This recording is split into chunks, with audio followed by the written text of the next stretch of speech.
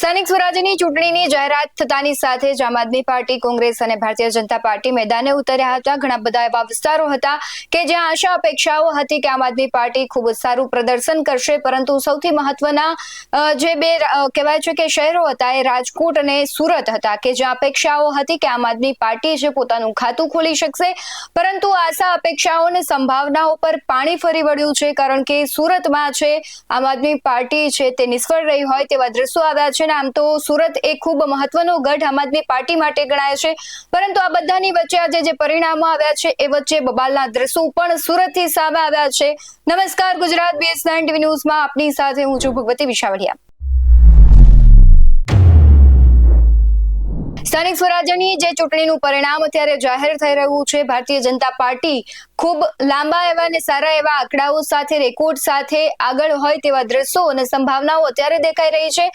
પણ આ બધાની વચ્ચે મહત્વનું શહેર છે સુરત, કારણ કે સુરત એટલે આમ આદમી પાર્ટીનો ગઢ ગણાય છે અને આમ આદમી પાર્ટીના ગઢના બે મુખ્ય જે ઉમેદવારો છે તેમના ભાગે હાર છે તે આવી છે. પાલ સાકરિયા અને મનોજ સોરઠિયા પાસે એવી આશા અપેક્ષાઓ હતી કે આ બંને વ્યક્તિઓ આમ આદમી પાર્ટીના ખૂબ સારા એવા અને ચર્ચિત એવા અને પ્રખ્યાત ચહેરાઓ છે ને ક્યાંક તેઓ જે ચૂંટાઈ આવશે.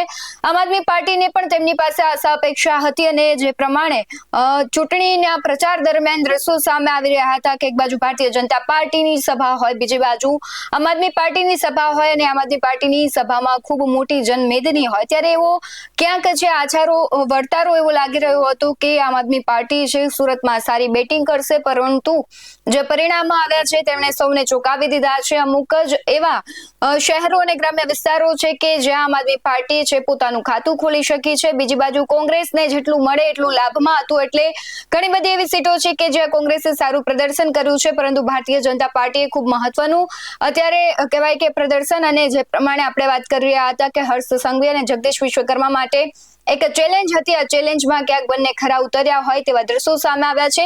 પરંતુ આ બધાની વચ્ચે સુરતમાં ભારતીય જનતા પાર્ટી અને કોંગ્રેસના જે કાર્યકર્તાઓ છે તેમને ખુલ્લેઆમ ક્યાંક બબાલ થઈ હોય તેવા દ્રશ્યો આવ્યા છે, કારણ કે વોર્ડ નંબર 18ના કોંગ્રેસના ઉમેદવાર ખુમાનસિંહ દરજાવત પર હુમલો થયો છે. પોલીસ અધિકારીઓની હાજરીમાં હુમલો થયો.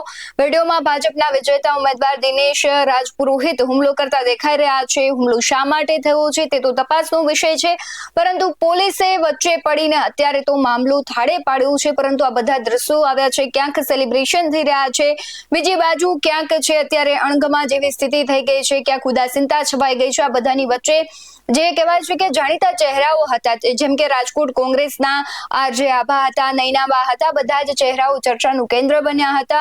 આશા અપેક્ષાઓ હતી કે આ મુખ્ય ચહેરાઓને લઈને લોકો ધ્યાનમાં લઈને કંઈક વોટ કરશે અને કોંગ્રેસ જેવી પાર્ટી જે અત્યારે મૃતપાય અવસ્થા ઉપર હતી, પરંતુ આશા હતી કે આ બધા ચહેરાઓને ઉતાર્યા બાદ તેમને મતદાન મળશે અને ખાતું ખોલાવી શકશે. પરંતુ રાજકોટની પરિસ્થિતિ મુજબ અમુક જે સીટો છે તે કોંગ્રેસને મળી છે, પરંતુ સમગ્ર રાજ્યની વાત કરીએ તો એટલું પ્રદર્શન સારું નથી જેટલું આશા અપેક્ષાઓ હતી. પરંતુ આમ આદમી પાર્ટી તો ખાડે ગઈ હોય તેવા દ્રશ્યો, કારણ કે સુરત જેવી સીટ કે જ્યાં બહુ તેમનું પ્રતિનિધિત્વ હતું અને ક્યાંક તેમના દિગ્ગજ નેતાઓનો પ્રભાવ પણ ખૂબ સારો હતો, પરંતુ ત્યાં તેમને નિષ્ફળતા મળી છે. એટલે આમ આદમી પાર્ટીની આ નિષ્ફળતાને લઈને તમારું શું માનવું છે? ભારતીય જનતા પાર્ટી છે ખૂબ પ્રચંડ તેમને જીત મળી છે, સાથે જ સુરતમાં જે ભાજપ અને કોંગ્રેસના કાર્યકરો વચ્ચે હુમલો થયો છે તેને લઈને તમારું શું માનવું છે? કમેન્ટમાં જરૂરથી જણાવજો.